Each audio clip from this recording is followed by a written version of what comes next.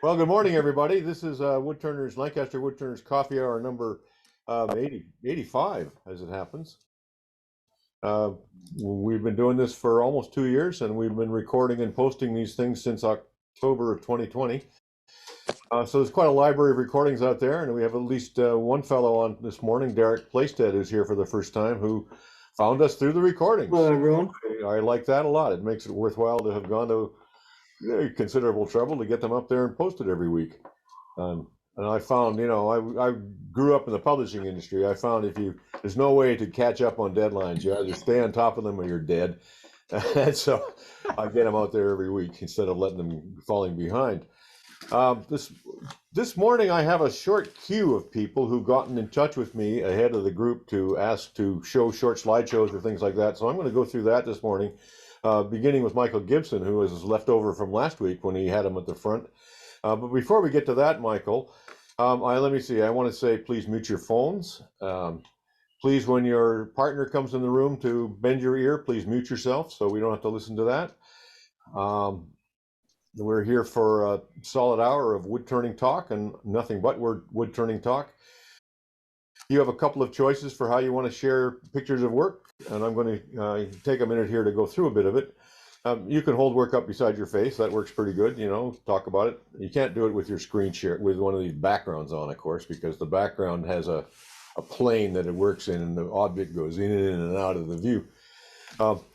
You can share screen to show slides, or you can send slides to me or to Doug, and we'll show them on your behalf.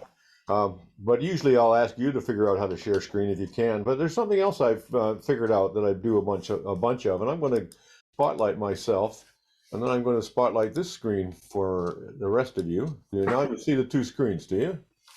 Okay. Now here's the trick. I'm in the noosphere here. I can reach across into the real world. How's that, eh? Can you turn that way? No, but I can. It's quite remarkable little effect, isn't it? I brought this piece Duxbury especially to show you. This is one of those things like you made. I made it back around 1975. It started out as a 12-inch bowl from a 4-inch slab of mahogany, but I turned the bowl with a post in the middle and a dimple in the bottom. Then took it off the lathe, tacked a piece of 1/8-inch plywood on top of it, drew an S-curve on it and sawed it on an S-curve, and then glued it back together rim to rim, making this seashell sort of shaped basket. And I found that the most difficult thing was when I went to shape the handle in here, I didn't have really quite enough material, and it got kind of, that's what you got to watch out for. You're going to make one of these things. You got to leave yourself enough wood in here to get the handle that you want to make it a thing. But the reason I'm showing you that is not only Duxbury, to show Duxbury, that guys have been doing this split bowl stuff for 40, 50 years, but I also wanted to show the setup here, because this is a really cool little setup that anybody can do. This image on this side, the bowl, comes in from my old phone, and I'm talking to you through my computer. And I have the old phone set up on the arm of a drafting lamp, and there's the photo stage. Two pieces of whiteboard, one of them on a table and one of them leaning up against the bookcase right beside my chair so I can reach into the scene. So that's the hack works because the iPhone phones into the call by its on its own link in. So that in effect gives me two windows into the scene. Gives me the window that I usually have, and a second window through the iPhone on its tripod.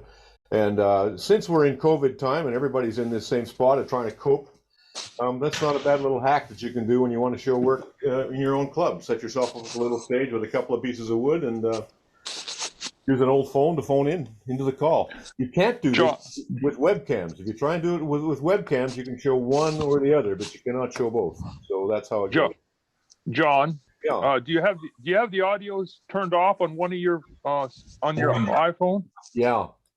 That's it's critical to turn off that audio so you don't get feedback between your two pieces, if I'm not mistaken. Yes, you can only have one audio going on, one set of speakers and one microphone. If you have it'll just turn into squeals if I allow this phone to join audio, so I don't. Thank you. So anyway, that's the hack that I wanted to show you that some of you may find useful. It's pretty simple and pretty easy. I have my list this morning. I have some people who contacted me. So instead of going around the screen for shows and tells like we usually do, I'm going to use the list of people who said, look, I really have something I want to show you. And we'll start with Michael Gibson. I'm going to try and share my screen. Okay. This is more of a precautionary tale. I made this teapot quite a few years ago. And as you can see, I put the rust effect on it. But where I made a big mistake was I put a finish on the top, which I usually do with my other turnings, or the finish I use on other turnings, which is more like a fixative.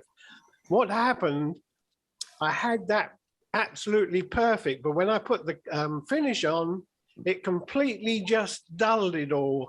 And although it looks half decent, it really did diminish that rust effect. I tried brushing it off with a wire brush. I tried recoating it, but it just made it worse. So that's just a precautionary tale. If you use that rust effect, like you must find out what's suitable for the finish afterwards. I think like Chromacraft now, who's come on big with all these different effects, they have their own finish to put on top of things like the rust effect. Just trying to help people if not get into a problem like I did. Just one response, Michael. This is Alan. To me, it almost feels like that enhances it. It really does look like an old cast iron teapot. But it looks even better before I put the finish on. Wait a minute. Help me out here. Is that an old cast iron teapot, or is that a wood turning that you finished? I got confused there. That's a wood turning. That's a wood turning. Hey, I'm blown away, Michael. Gee whiz, that's good. I thought it was cast iron. I thought you were. I like it that way. Yeah, I think it's. I like it. Yeah. Brilliant finish. Thank you. Yeah, you just have to believe me. It really did look great until I sprayed that finish on, and I thought, oh no. And I tried brushing it off with a wire brush, and that didn't work. And then I tried putting another coat on, and it would not go on top of that finish. So I gave up in the end and stuck it on the shelf. I gave up because I'd have to take all the finish off. On the handle on that piece does swivel as well. I don't see why you'd bother. That looks great, that piece. It's a beautiful piece. Might I highlight that this is a perfect case where we often see the defects in our work that nobody else sees. Because I agree with everybody else, Michael, that is a beautiful piece, and even knowing that you it might have looked better in your eyes, it still looks fantastic. So, well, thank you. I know every single piece I make, doesn't matter how good it turns out, I always know where that little flaw is. And then when I make the next piece, I say to myself, I'm not going to make that same mistake. I'm going to improve on it. And that just helps you evolve as well. Yes. How did you make the rust effect? I think I got the rust. It's a combination. It's like you put a coat of like metal stuff on. I mean, you can buy it. I think I got it from, it's such a long time ago, but I think I got it from craft suppliers. Now there's that company Chromacraft that Nick Agar's involved with. And I think they're down here south of Atlanta, more towards Savannah way. Yeah. It's where they're based, but you just go Chromacraft and they've got hundreds of different effects. And then you mix a solution over the top and it just changes it to rust. Very, very sweet. Is that all the pictures from you today? Yeah. Okay. That's fine. Next on my list is Blazik. You got some chucks you wanted to show us. Where's Bill? Last week I said I had 4 of the off-center chucks, and I forgot about the joiner chucks, which is also a off-center chuck. And they even added to it with more holes in the base that you can do more different things with. And it basically can be the same thing. It's a screw through the wood to hold it. You can hold it back to your shoulder. We can't see the chuck itself. Hold it up beside your face. There you go. There you go. There it is. Yeah. And basically on this one, you can use tape, put a pendant on there and off-center turn the pendant. This one is the Robert Sorby wobble chuck. How is that a And- wobble chuck? Is that how does that move? It's got a, Oh, I see. yeah, and you loosen that and you turn it different positions. It's not as versatile as some of the other ones. What's the range on it from I mean, for how far off axis can you get? Half an inch, 3/4 of an inch? It can't be more than that. Yeah. And then Axminster.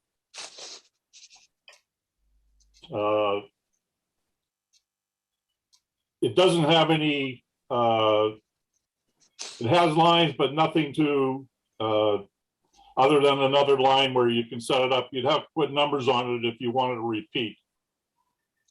Held by a regular chuck. Bill's But the it guy has with- different positions, and if you put numbers on it, you could get it to be repeatable. The one that I haven't used is the Escalon chuck, and with the different things. And the reason I haven't used it is because it didn't come with the gauge that shows you, the right diameter of the wood that you have to put in here. And it too is, you'd have to put numbers on it to get it to be repeatable. Now, isn't that the one that basically makes golf drivers, the shape of golf clubs? I wouldn't know. Sean Escalon is the one that made this truck, comes from France. I think that's sold in the United States by that place there in Vegas that is now just an online store. Yeah. Is that a ball in the center of that chuck so that you put the piece into the ball? Yes. You have different size balls, and the gauge gives you the right size to stuff in there. It's Okay. not held by anything but pressure. Wow. I seen John Escalon use this back in, I think it was the Connecticut Symposium long time ago. And then the last one, which is a monster, is the Vermec chuck. And this thing is repeatable. Lift It it has up. the Lift it up numbers higher, and Bill. stuff. Yeah. And it weighs about 8 pounds. Huh. And it'll do just tons of different designs with it. It's an awesome thing. What's And it- once again, at Vermec, you don't see this anymore, and they do have some at that place in Las Vegas, according to their website anyway. But it's Bill, a really, really well designed. So is that the one you'd recommend? Well, I'd recommend what you can afford. This thing costs almost $400. Ouch. Yeah. You hey, know? Bill, Yeah. what do you do on the tailstock end if you don't want to have your tail piece be centered? If you want to have it off center, so say you're turning like a lobed triangle, what do you do on tailstock end? Do you have to buy two of these things? No. After you leave center, you don't have too far where your tailstock is going to work. Once this thing gets way out of round, it's going to be running around where your tailstock is. So you want your tailstock to be centered and you shift the headstock. Once you shift this way out, the piece is running where your tailstock is. It's going to run around your tailstock. It's not going to be in center, depending on how big the piece is. Okay. I think we're talking around the issues of using parallel axes or non-parallel axes. Right. That's correct. I mean, to use the tailstock, you would use the thing where you mark centers on both ends and then put them between the headstock and the tailstock. These here basically, once you get out, just run on their own. Like Escalon, when he would get way out way far, he would take and make a steady rest to hold the center while he was cutting out here. Questions for Bill? That's it for me. Any questions? Okay, that's pretty interesting. You're the guy with more than 40 chucks, I think, if I remember right. Yes. That's I quite a have, habit. a lot of them. Well, that last one you showed is essentially a metal jam chuck, as you explained it. What do you mean a metal jam chuck? It's just a tapered hole that you jam the piece in. Oh, that's the Escalon chuck, yes. Yeah. Yeah. You have different sizes that you can put the wood in. There's 3 different sizes, and the gauge gives you 3 sizes that you can size your thing to put in there. And I didn't have the gauge. I just ordered it the other day. I found that that place in Las Vegas had them. So I just ordered the gauge for it. I will try it sometime in the near future. So there's no way that the wood's held in? On that one, it's held in by the size of the gauge that you size your tenon, and then you jam that tenon onto the ball. Yeah, so that holds it in. Oh, geez, that would scare me to turn it that way. I want a set screw. That system works pretty good, but it is, as he says, an expensive system and quite, very sophisticated. It'll do all kinds of things. Ernie, you had some stuff you wanted to show. This is part of a short video clip about the knobs I turned for this cabinet I just built, and I'll play it. Being a cabinet maker with a wood turning problem, I always try to put some turning in all of my furniture. And in this, I put hand-turned shaker style knobs. I turn these as a Siamese pair, like this, and then cut them in 2 after I've turned all of these details. Then I put them in a chuck, and I turn the other half and put the black dot in. This gives me a perfect grain match between the 2 knobs when I turn them around and put them in my cabinet. Further, a trademark of mine is to put a contrasting dot in all of my furniture holes. So these all have dots in them. Additionally, the knobs increase 1/16 of an inch in diameter as you go down the cabinet. And this corrects for perspective when you look down at the cabinet, makes them look much better. Also, the dots for the first 2 are 1/4 inch, but then they increase 1/32 of an inch in diameter for each one as we go down. Yeah, I'm a little crazy, but who cares? It's fun.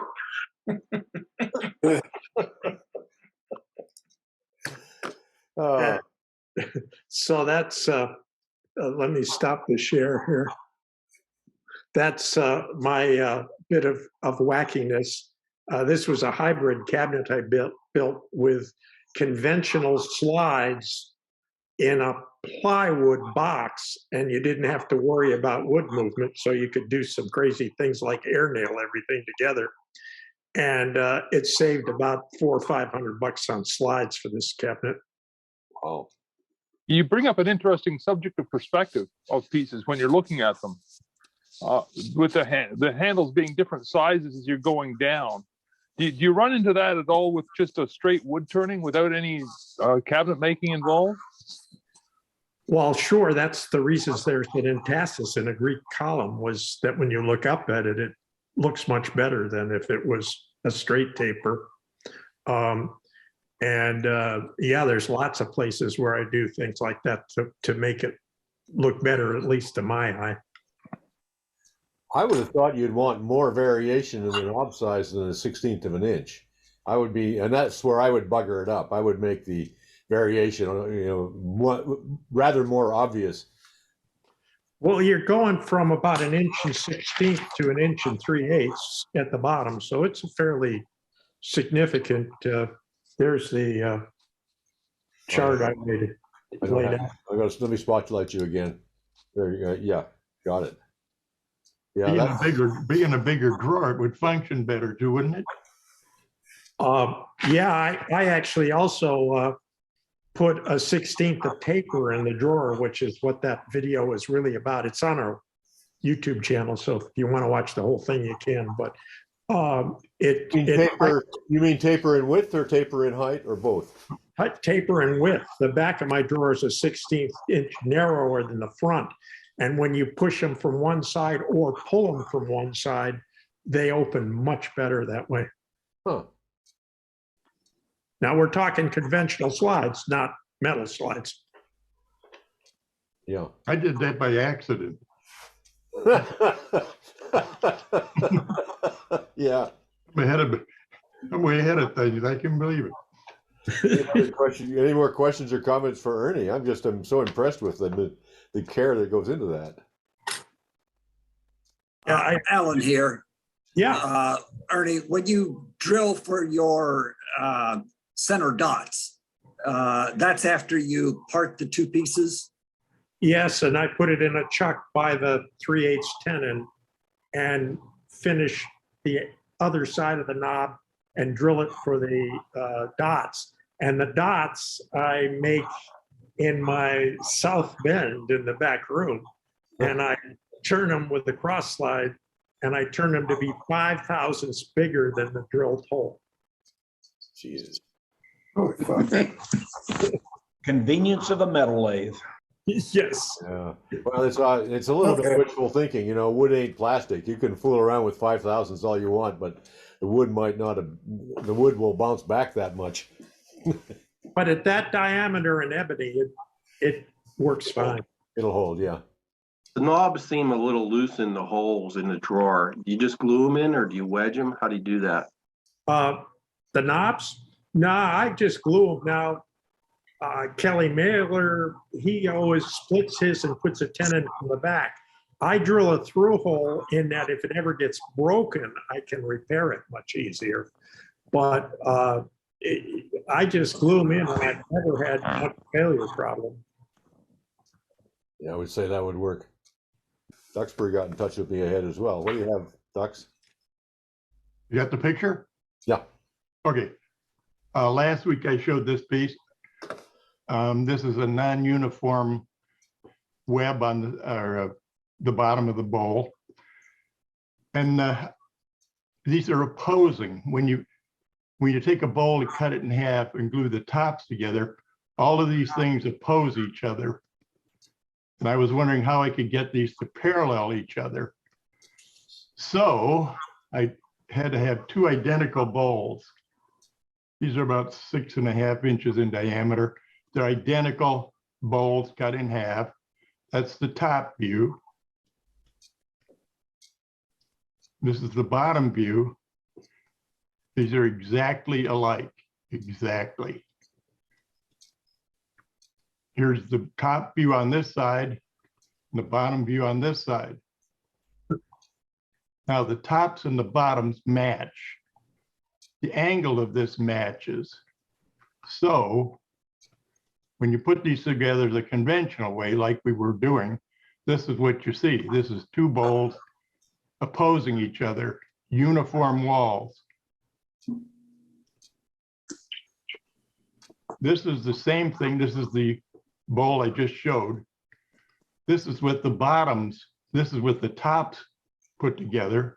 This is with the bottoms put together. So you have opposing views. These are 2 of the bottoms put together. This is the bottoms put together. This is the top put together with the bottom. Here's what I was trying to get, the uniform wave in there. Okay? Yeah. That's what I was waiting for you to do. Exactly that. Put them all together. You got uniform wave this way. You got a uniform wave with 2 bottoms put together opposing in the center.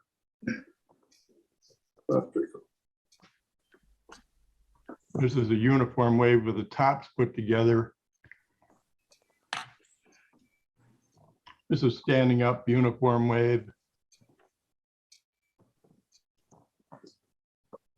And standing up with the opposing in the center. There's dozens of ways to put these together. In fact, I just figured out another one while I was sitting here. But anyway, I really like what you did, John. This could go on forever. Okay, there's probably there's probably 40 ways to put these together. Well, the thing is that what you've just done is given us a superb example of using the camera as a design tool. You make some parts and then try different arrangements and take pictures. And at the end of the day, when you're done, you've got an amazing set of pictures of a design exercise that you can refer back to and use. So that's a very useful thing to do. It just occurred to me, Jim, maybe make one bowl out of different wood, different color. Then what? I have so many ideas from this. It goes beyond, it's beyond words. I got to get out of this. I'm doing something else tomorrow. I'm not doing this anymore. Well, how many of the rest of you guys would do a thing like this as a design exercise? Make some parts that were interesting and fun, and then play with them and take pictures as you go. How many of you have tried a thing like that? It's a very, I've always found that. I was taught that in school, and I found that to be an enormously useful way to explore ideas. And then out of this, you can say, oh, this is the avenue I want to pursue, and make a really nice piece that has a lot of thought in it. Well, my big problem now is I can't glue them together, because if I glue them together, I can't show all the possibilities. No, you have to make another set to glue together. Well, and even magnets, I tried magnets, or I was thinking about magnets. You'd have them everywhere. As you reverse things, you end up with like magnets in the other side. So it can't work. It won't work with Velcro. I can't think of a way to put them together. Anyway. John, you had a raising of hands, but because Jim is on screen share, nobody else could see how many were responded to your question. I see the full gallery view, but you don't. Yeah, let's see. Yes. What we do here. Are you done with pictures, Jim? Am I going to stop? Yeah, let me stop screen share. Okay. Now, how many of you have tried that kind of work to, just making parts and putting them together and taking pictures to build yourself a little design exercise, design library? It's just a way of sketching. I know I have. John, I did a candlestick once from a picture in Architectural Digest, and then played with the picture, and I forget what the project was. I think I probably documented it, but I have to find it. I was looking at dimensional proportions and stuff like that, and just took segments and moved them around, etc. It was kind of fun. It was a long time ago. You really learn a lot doing that, and you can get a lot out of a very small amount of wood turning in terms of design development. So if you haven't tried that, I highly recommend you do with your next project. Can you spotlight me one more time? I just came up with this. If you put the bottom and the top together, but I can't hold it. Somehow I can't hold it. Jim, do you start with two pieces of wood glued together, or just one piece and you cut it apart? One piece. You start with one piece. One piece. You make a bowl. And then you cut it apart. I don't know where this camera goes. Just hold still and let the camera focus. There you go. Then you cut it apart. So you lose the saw curve and you don't care. No. Yeah. And when you put the two tops, together, I oiled them. Wait a minute. When you put the two tops together, you get this. When you put the two bottoms together, you get this. Yep. And if you put a top and a bottom together, how does I do this? There we go. Put a top and a bottom together, you get this. It's superb. A beautiful exercise, Jim.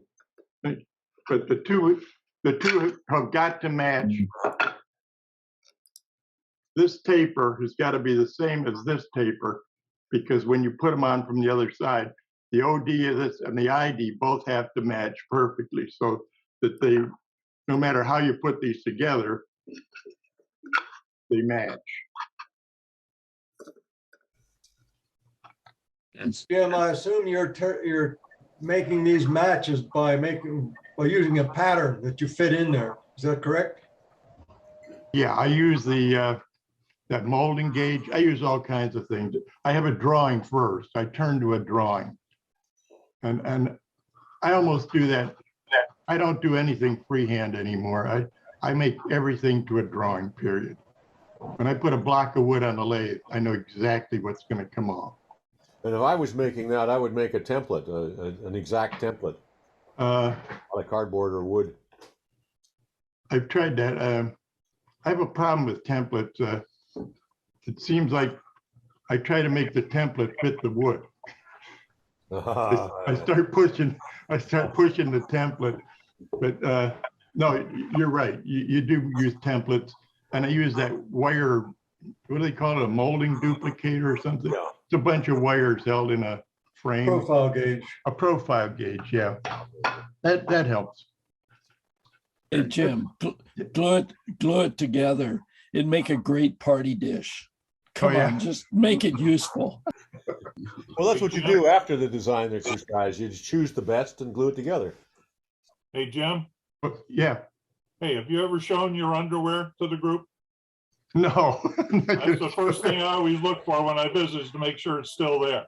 Oh, he's shown us that. He makes wooden underwear. Very realistic. Very funny. Rita's getting it. Hold on a second. If you want to see. Yeah, this is okay. Back to the spotlight. A lot of people were making wooden hats, and it looks easy to make. It's not a bowl turned round and squashed. It's like the crotch is flat this way and its radius this way, so you have to bend that. And the legs, your body's not made like a bowl. Your legs are not in the back centered on this, they're in front of it. And they're not a round hole, they're oval. It turned out I made a hat out of the other side of this piece of poplar. And I was gonna make a woman's hat out of the other side. And I said, well, anybody can make that. But this turned out to be a bugger. A hat has a crown that, I don't know, it's 8 inches in diameter, 4 or 5 inches high. This is a size 34. I think it's 9.5 inches in diameter and 10 inches high. Brown doesn't go down far enough in the back. Does it make you bow leg? Yeah. It gives you a rash. To get the size caliper front and back is easy. To get the height of them, I had to pull the shades in my shop because I had a level between my legs and marks on the wall. And as you bend down to see the bubble in the level, your behind goes up, so the level goes up. It was a bugger to get the height of these things. But anyway, yeah, we have all kinds of fun things. Also, I wanted to tell. Also, I make a nut dish that's similar to this because, you know, this is an excellent way to show these things. You can make a dish and put a crown in the middle. If you fill this with peanuts, they can't get away. You can kind of scoop them like this, and you get a whole handful of peanuts. It really works great as a nut dish. That's enough for me. Kai, I think you're up next. What do you got? Yeah. Okay, I'll share. Okay, that should be full screen now, the PowerPoint. Yeah, you're good. Yes. Yeah, okay, then let me start. So this is some very basic stuff after all the great things we watched today. It's just a theory about how big or how wide holes for woodworm screw chucks should be. I think in the beginning they had these conical screws or tapered screws like normal wood screws, and the problem is if you drill a hole like this and the screw is tapered, it won't grip in the upper part of your hole that you drilled, so you lose the holding power up here, and you have to drill a rather deep hole to make the conical screw or tapered screw hold in this area. So if you only want to drill a shallow hole for your woodworm screw, screw. This doesn't work very well. So manufacturers came up with the idea to make the woodworm screw not tapered, but with straight sides. And now the diameter, or the inner diameter of the woodworm screw, is the same as the diameter of your hole, and you can hold the workpiece over the whole length of your woodworm screw. So that's the second thing. And then sometimes you get woodworm screws that are a little bit tapered at the end, and then they are straight or have parallel sides like this. And that will work fine as well, because the tapered part will put or pull the screw into the wood, and then kind of this cuts its own threads into the wood. The only problem with this method is, or this kind of screw is, if you drill the hole very small or as small as your tapered end here, the screw will still be pulled into the wood, but it might split the wood or maybe break your screw if the hole is too small. So that's maybe something you have to keep in mind. And I tried that out. Oh, that's a photo Dave sent me. I hope it's okay, Dave, if I show that. On the left-hand side is the HTC worm screw. That is slightly tapered at the end. So with this screw, you get away with a smaller hole than the core diameter down here, because it will pull itself into the wood. And that's the Axminster woodworm screw that started the discussion with parallel sides here. And with this, it's a bit of a problem to get the screw into the wood if you drill a smaller hole than the core diameter, because that won't pull itself into the wood easily. So I measured the core diameter of the woodworm screw that comes with the SK100 Axminster chuck. Axminster does 3 different sizes of woodworm screws, and that seems to be the medium one. And in their catalog, they write you should use a 1/4-inch drill, which is 6.3 millimeters. And the screw diameter actually is 7.3 millimeters. So I guess they want to be on the safe side, rather make the hole smaller so that you get a lot of holding power. But it's difficult to get the screw into the wood in my experience. So I'd rather drill the hole a little bit bigger, either 7 or 7.5 millimeters, depending on how hard your wood is. And I tried that out. I drilled a 7 millimeter hole into pine, and then I used my long chuck key, my long chuck key, as a kind of lever to test whether that's really a good fit or whether it holds well. And it held really well, and that was dry pine. And I also tried a 7.5 millimeter hole in wet ash, and still it held fine. And then I cut that into half, and here you can see the threads that the woodworm screw cut into the wood. That's where the hole started, and then that's the other threads you get. So and I tried very soft wood. It was a draw front. I don't know what kind of wood, something exotical, with a 6.5 millimeter pilot hole, so that's near a 1/4 inch. And you can see my fingernail here. I tried to push the fingernail into the wood, so it's rather soft stuff. And with a 6.5 millimeter pilot hole, I had it bit of a difficulty getting it onto the screw, but it held fine. So and then I also added a photo here of this chuck I normally use. It's a faceplate, and you can put a screw or a woodworm screw into the center of the faceplate. So you can either use it as a screw chuck or a faceplate, or you can use it in a combination of both. That's actually a system that Woodfast made maybe 20 years ago or so. I kept the screws from my Woodfast chuck and had a faceplate turn for my big lathe, because that has a kind of unusual thread, and I couldn't get a faceplate to fit it. So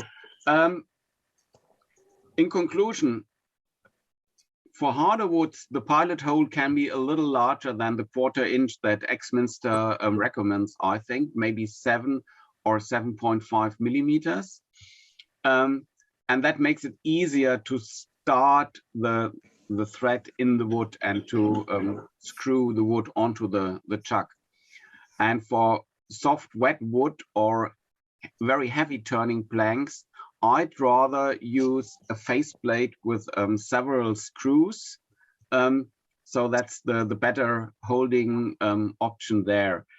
And what I usually do is I use this one as a screw chuck, screw on my plank, and if it doesn't hold well and I try to kind of screw it on really hard onto the woodworm screw, then I use additional screws through here. Of course, I have to take it off the faceplate then, and put it into the plank first, put my additional screws in, and then put it onto the lathe. And the good thing is, normally if you turn bolts and you don't want the core, it doesn't matter whether it has an additional hole in the middle. And what did I want to say? It doesn't matter if you have the additional hole in the middle. So it also centers the faceplate in the bowl plank, which is quite handy. And this is actually 6.5 millimeter screw, I think, and I drill a 6 millimeter hole for it. So also a little bit smaller than the tape, and it's not tapered. Yeah, so that's my theory or my experience so far. Maybe you have comments on that, or Dave, you want to comment on what you tried out? I stopped the screen share so we can discuss. Yeah. Any comments or questions for Kai?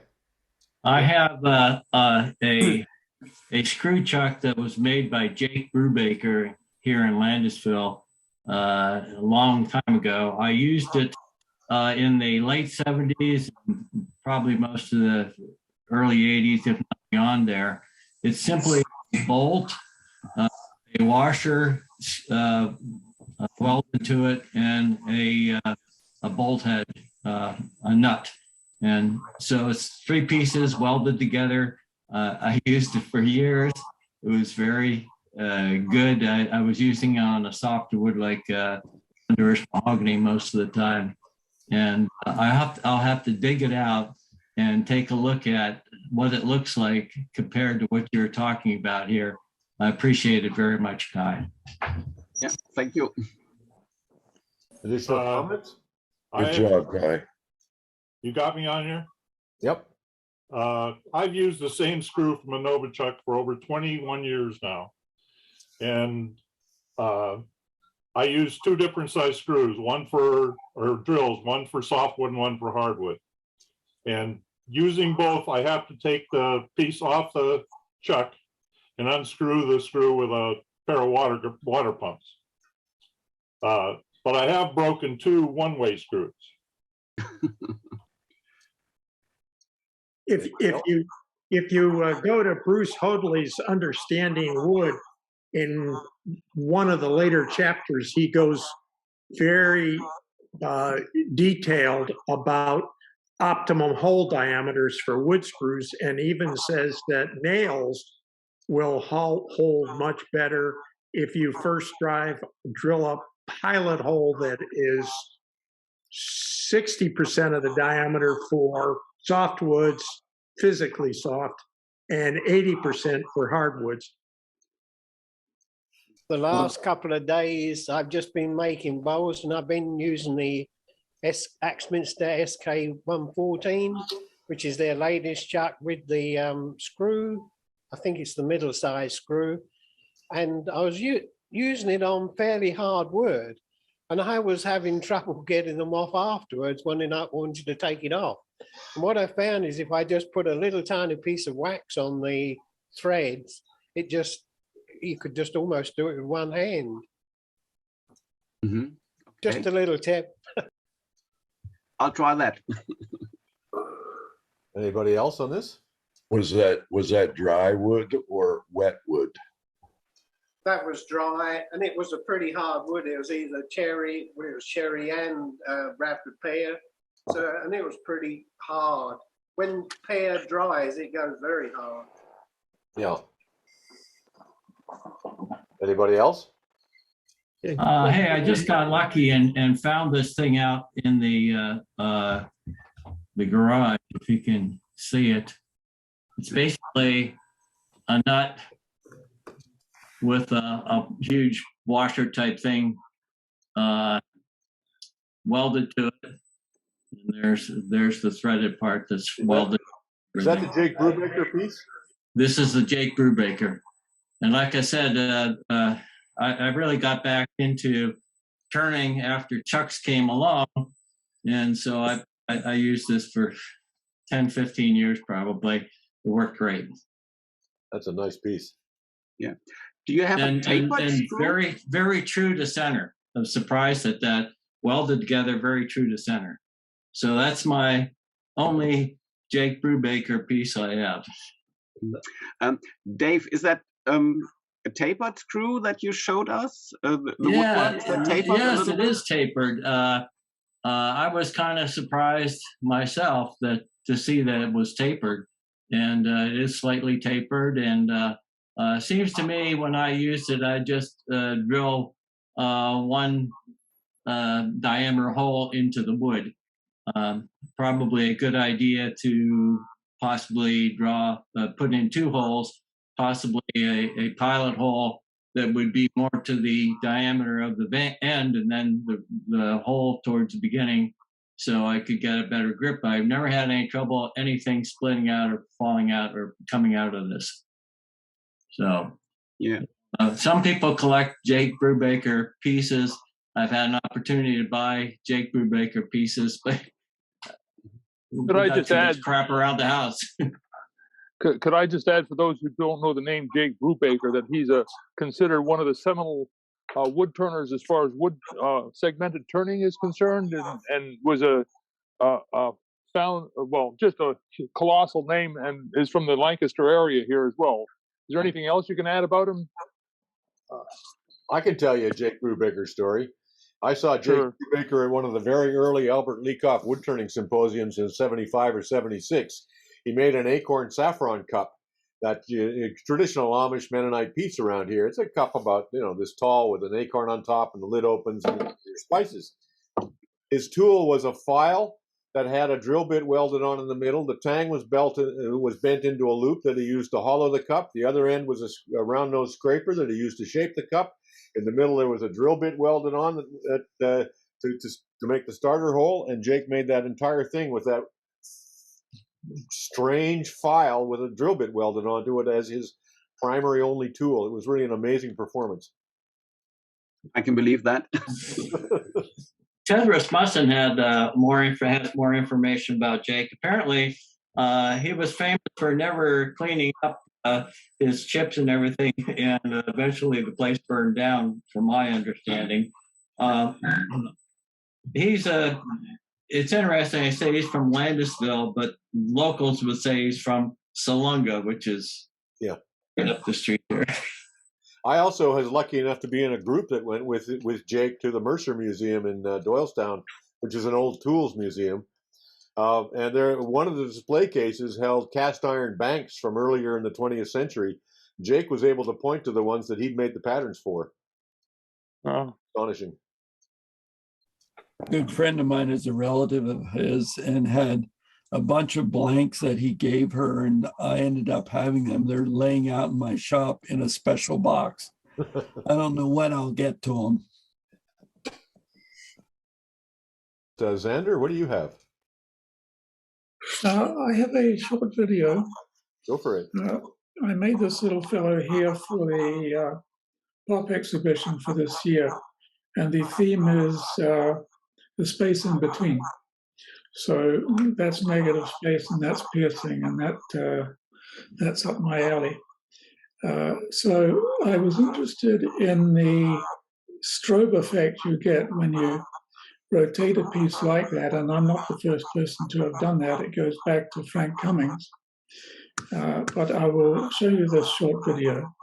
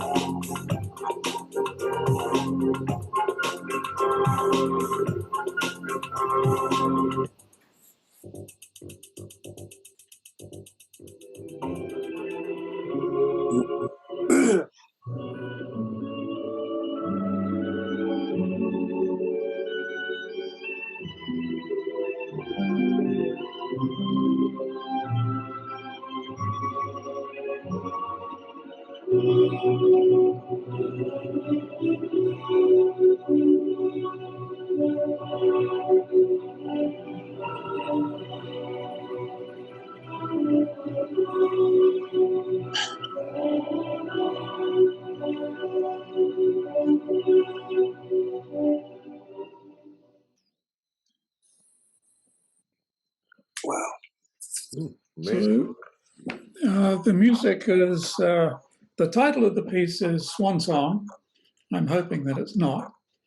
And the music, of course, is from Swan Lake. So any questions? Questions for Malcolm? It's beautiful, Malcolm. What wood is it? It's basswood, and the base is a little piece of Brazilian rosewood from Rudy O'Sullivan. Could you repeat the wood again? It's simply basswood. You might know it as lime. And Very nice, very good. No. I'll show you a couple of other images.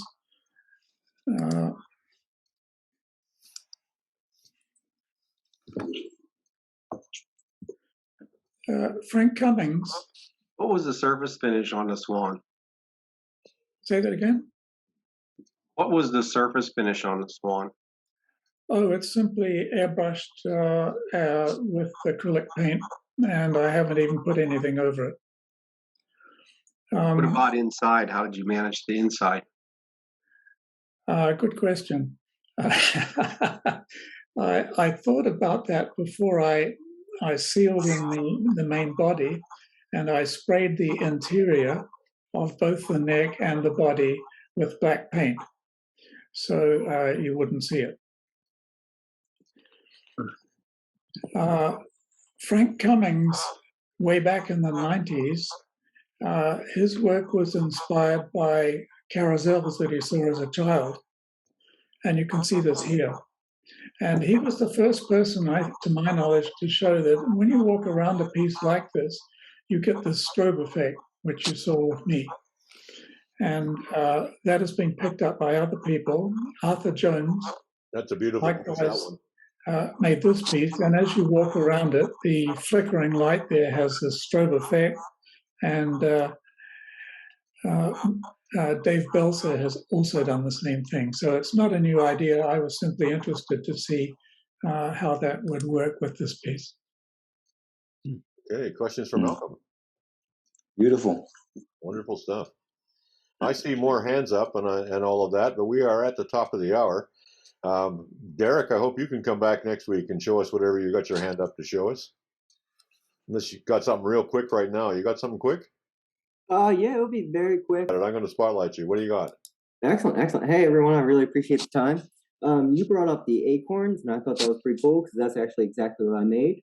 Nice. I went through and made a bunch of little acorns that I found online off the YouTube video. Everyone has a opening. Try to make each one a little unique with the designs inside. I did make quite a few of them for Christmas. Nice. I have a little ash bowl that I have them all sitting in right now. This unfortunately is the biggest I can make with my lathe. It's not very strong, but I have cherry, tons of it. Another cherry, and then cedars as well. I'm working on the designs. Each one's kind of different. I just kind of get an idea, start making it, and see what happens. Very nice. How long you been turning, Derek? So I bought my lathe when the first lockdown came about. So I think a year and a half, 2 years at this point. Yeah. So right now, everything I've learned is pretty much just off of YouTube. I'm trying to find classes right now. So I signed up for a pen making class at Woodcraft. But other than that, I'm just pretty much doing all my research on YouTube. Wait until I can get some hands-on training. And where are you from? I am currently in Landisville, Pennsylvania. Oh, okay. You're just around the corner from us, in other words. Yeah. Yeah. Definitely. Look up our website, Derek, Lancaster area woodturners. And since I know John's in just around the corner from east of Eden, between here and whatever, and I live in Nashville, or close to Nashville. So there's lots of people around that'll give you lessons if you're interested. We'll support you in any way. Yeah, here in the chat, I will put my phone number and email. And if anyone is interested, please feel free to reach out. And any training I receive, I'll be more than happy to clean your shop or do some work, whatever you guys want. I'm absolutely thrilled to get any training. So anything is much appreciated. Start a notebook of your work. Yeah, I started. That's absolutely right. Yeah. Derek, what's the lathe you bought? So unfortunately, I didn't do a lot of research, and I ended up buying the Wen lathe. The good decision I did was I got a variable speed, but the motor is only a 4.3 amp, so it trips pretty easy once you get a heavy bowl on it. But for small pen work and miscellaneous acorns and stuff, it works pretty good. Eventually, I'd like to step up to a full size once I'm more confident in my abilities and can grind my tools a little better.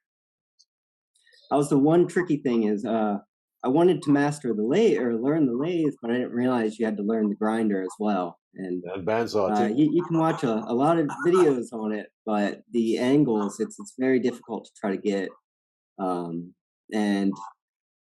So far, I've been pretty good with it, but it's definitely one of those things. Once I see someone do it, I can pick up a lot quicker. Well, welcome aboard, Derek. Please post your. Somebody else was talking. Who is it? No, I was going to ask for him to paste his Gmail, and so I can contact him. Thank you very much. Okay. Yep, I just did. Thank you, guys. I really appreciate it. I was very fortunate my boss gave me off today, so I could come and join you guys. I do refrigeration and HVAC work, so we get pretty busy this time of year. But I was very lucky and they offered me a day off, and I wanted to join you guys, so I picked today. Yeah. Thank you very much, and welcome aboard. And on that note, Hey, thank you. everybody, we've whiled away another perfectly good hour. Had a good time talking about wood turning, and that's the end of Woodturners Coffee Hour number 85. And I'll see you all next week. Wood shop. Thank God for wood.